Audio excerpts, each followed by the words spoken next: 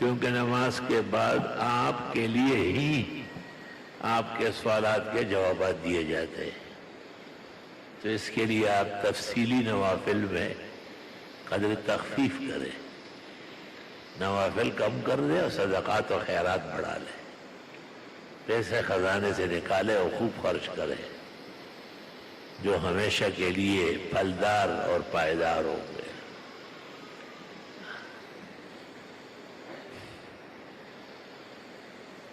فقہی نشست کو جگہ دینا زیادہ اہم مسئلہ ہے، اور نوافل تو آدمی گھر جا کے بھی پڑھ سکتا ہے، درس کے اور سوالات جوابات کے بعد بھی آدمی اثر تک پڑھ سکتا ہے۔ اس طرح مغرب سے لے کے عشاء تک، عشاء سے لے کے صبح تک پڑھ سکتا ہے، لیکن فقہی مسائل سننا اور صحیح معلومات کا ہونا اور امت کی برابر رہنمائی کرنا اور ان کو فتن اور قیامت کے دورانیہ میں صحیح حال احوال بتانا، یہ کوئی آسان کام نہیں ہے۔ اللہ تعالی ہم عاجز اور مسکین طالب علموں کو توفیق عطا فرمائے۔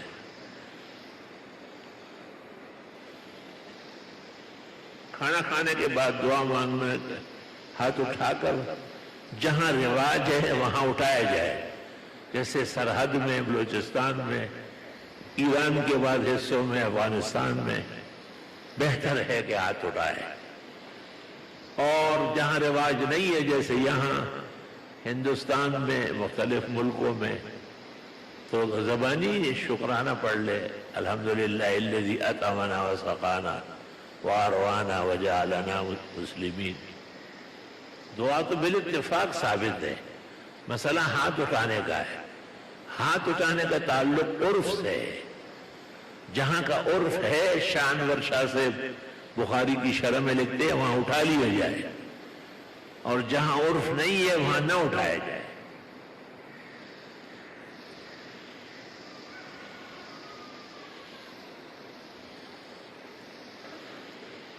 مقالات کوثری کے مقدمے میں حضرت بنوری نے لکھا ہے کہ میرا عقیدہ ہے کہ حضرت علی صدیق کے اکبر سے افضل ہے۔ حضرت صاحب اس کی کوئی حقیقت ہے؟ یہ ایک شخص کی ایک رائے یا کسی کی نقل ہوگی، ورنہ امت مسلمہ، صحابہ، تابعین سب متفق ہے کہ پہلے خلیفہ ابوبکر، دوسرے عمر، تیسرے عثمان، چوتھے علی، علی دا چوتھا نمبر۔ اب اگر وہ اس کے خلاف کہے، وہ مولانا بنوری ہو یا اور کوئی بڑے آدمی ہو، ظاہر صحابہ سے بڑا تو کوئی نہیں ہے، اور صحابہ میں عباس موجود ہے، عبداللہ ابن عباس موجود ہے، سارے کے سارے حضرات موجود ہے خاندان نبوت کے۔ اور بخاری شریف میں کہ حضرت علی نے خود کہا کہ میں کبھی بھی خلافت کا نہیں پوچھوں گا، کیونکہ اگر حضرت نے نہ کیا نا تو پھر کوئی آنے نہیں دے گا، ان کو یقین تھا کہ ہمارا حق نہیں ہے۔ ادھیان کا جنگ کس طرح، ادھیان کا جنگ کس طرح کتاب ہے، اچھی بات ہے، میں نے دیکھی نہیں، اچھی ہوگی، کوشش کی ہوگی۔ دین اسلام ہی دین ہے۔ جو چادر یا رومال کندھوں پر رکھتے ہیں، سنت ہے، سنا ہے کہ اس میں 400 احادیث ہیں۔ جلال سیوطی نے ایک کتاب لکھی الحاوی للفتاوی، وہ پہلے سعودیہ میں چھپ رہی تھی اور بیروت اور مصر میں، اب یہاں پاکستان میں چھپ گئی۔ اس میں بھی کچھ روایتیں نکل گئی ہیں۔ عرف میں یہ اکثر پایا جاتا ہے کہ لوگ جب مہمان بن جاتے تو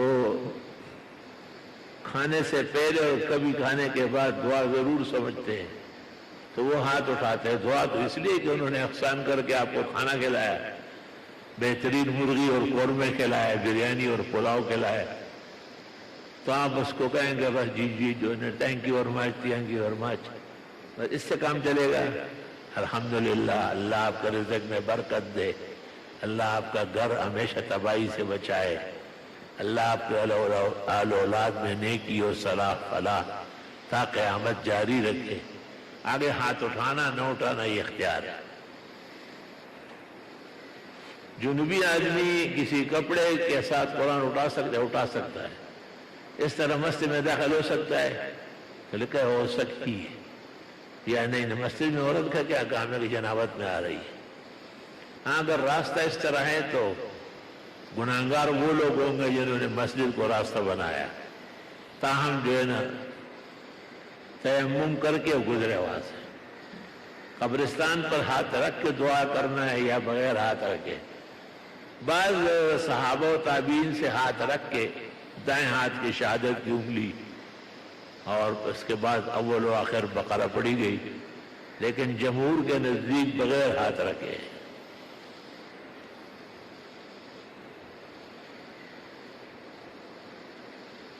جب آدمی بیت الخلاء جاتا ہے یا اور وجہ سے دعا پڑھ سکتا ہے یا نہیں؟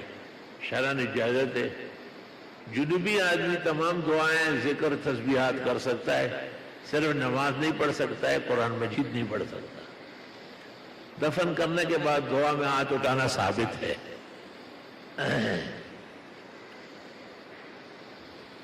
فتح الباری جلد 11 کتاب الدعوات میں ابو عبداللہ ابن ابی جنازہ کے جنازے کے بعد رات کا وقت آپ نے رفع یدیہ وقال اغفروا استغفروا له فإنه الآن يسأل في قبره۔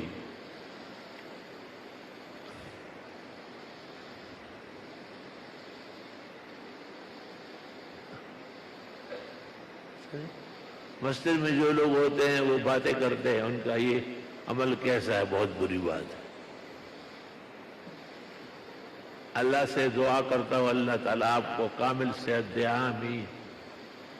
پوچھنا یہ کہ تہجد کے وقت سورۃ تغابن 40 مرتبہ پڑھ سکتے ہیں؟ 41 مرتبہ پورا کرو نا وظیفہ، تاکہ خزائن کھل جائے۔ اول دفع شفا، اللہ رب العالمین حصول شفا دے گا، اور دفع مرضا، پھر قضاء الحاجات، اس کے بعد حصول الحسنات اور حط السیئات، اور ظالم اور بدترین کائنات جو ناحق ظلم کرتا ہے اس کا فنا۔ لیکن خود بھی ٹھیک ہونا پڑے گا، ایسا نہ ہو کہ سورۃ تغابن پورا ہو جائے تو 60 بڑھ جائے۔ السلام علیکم۔ قرآن و سنت اور آثار صحابہ سے علماء دین کا افضل و ارفع ہونا واضح ہے، لیکن جب بندہ بعض علماء کو منکرات کا کلم کل ارتکاب کرتے دیکھ رہے تو کئی کیفیت ہوتی ہے۔ بہرحال جو علماء دین راہ راست پر ہے وہ حق کے دائی ہے، جن سے غلطیاں ہوتی ہے اللہ انہیں معاف کرے۔ سورہ شورى کی آیت اللہ لطیف بعبادہ یرزق من یشاء وہو القوی العزیز، فجر کی نماز کے بعد اسی ہیئت پر بیٹھے بیٹھے 70 مرتبہ پڑھنا ضروری ہے۔ اللہ تعالیٰ کبھی بھی فاقہ، قلت مال، قلت معاش، تنگی رزق نہیں دکھائے گا، اور یہ اتنا ضروری وظیفہ ہے کہ مفتی اعظم پاکستان، فقیہ وقت، مفسر کبیر حضرت مولانا مفتی محمد شفیع صاحب رحمۃ اللہ علیہ نے تفسیر معرف القرآن سورۃ شورى میں شاہ عبد الغنی پھول پوری کے حوالے سے لکھ دیا ہے۔ الحمدللہ بہت ہی نفع رہا ہے۔ 20 سال مکہ معظمہ میں رہتا ہوں، آپ کا اور مولانا لدھیانوی کے بیانات سنتا ہوں، آپ کے شوال کے روزے سے متعلق بیان اور نماز کے بعد تسبیحات کے متعلق بیان سمجھ میں نہیں آیا۔ وہاں ہم نے باقاعدگی سے اکثریت سال کے روزوں کو یہی سمجھا۔ کتاب شائع ہوئی نا ہماری تحقیق المقال فی کراہیت صیام ست شوال، اور مستقل ایک تحریر ہماری اس پر بھی ہے کہ جن نمازوں کے بعد فرائض ہے جیسے ظہر، مغرب، عشاء، سنتوں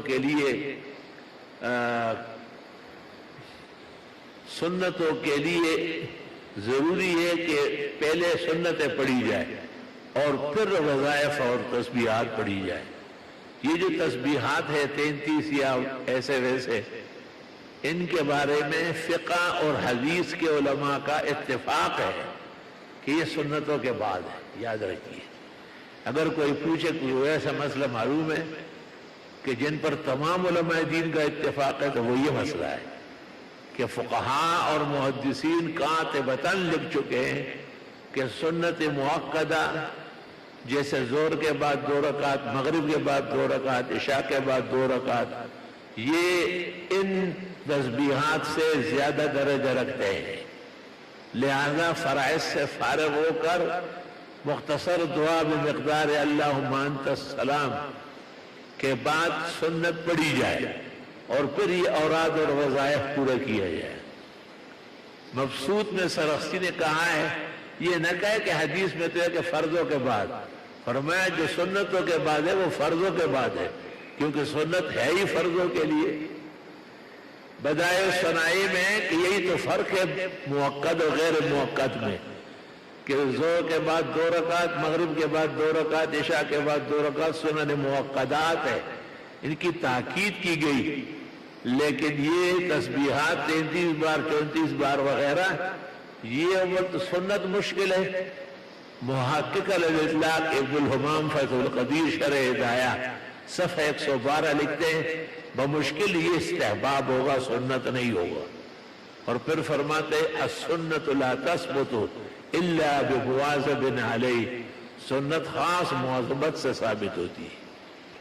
تو بہرحال تفصیل تو ہم نے ہمیشہ کی ہے، روز روشن کی طرح واضح مسائل ہے۔ اللہ تعالیٰ آپ کو اور آپ کے ساتھیوں کو دلی آرام اور دماغی روشنی اور علمی برتری ہمیشہ نصیب فرمائے۔